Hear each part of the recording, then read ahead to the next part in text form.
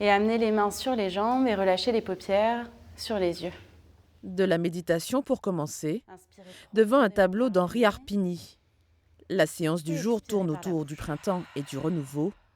Un cadre À inédit nouveau, pour aller plus loin dans sa pratique du yoga. l'idée, c'est aussi de sortir le yoga de la salle pour le vivre avec d'autres sens. Là, le sens visuel qui est exacerbé. C'est aussi utiliser les œuvres pour trouver un autre rapport à son corps, vivre autrement son corps, trouver plus d'apaisement émotionnel, plus d'espace mental dans une dimension holistique. Très ancien, La voilà, la séance se personne fait qui à conduisait. deux. Et puis en 1961, il part en Inde. Et là, il y Chloé, a la un choc médiatrice énorme culturelle, de culture explique d'abord, cette mais œuvre aussi d'Ettore de couleurs, de Sottsass. formes Puis d'architecture. Camille, la prof de yoga, propose des exercices. Sur des œuvres plus dynamiques, je vais choisir d'être debout. Sur des œuvres plus sereines, je vais choisir d'être plus allongée, plus dans des postures assises. Les couleurs vont aussi influencer le style de posture que je vais choisir. Au fil des séances, les yogis découvrent le musée des Beaux-Arts, car chaque mois, les thèmes changent.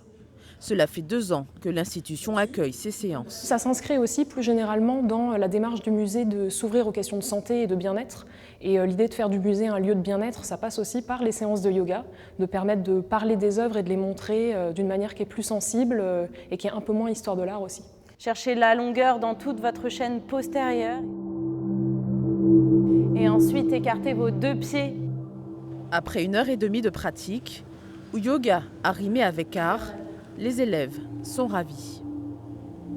J'ai adoré. En plus, si vous voulez, allier le yoga, le sport et la culture, je trouve ça une fabuleuse idée, quoi.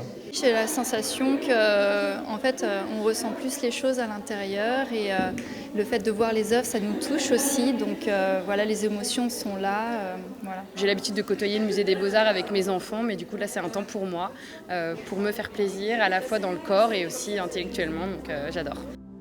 Le succès de ce cours est tel que les séances sont désormais proposées 2 fois par mois.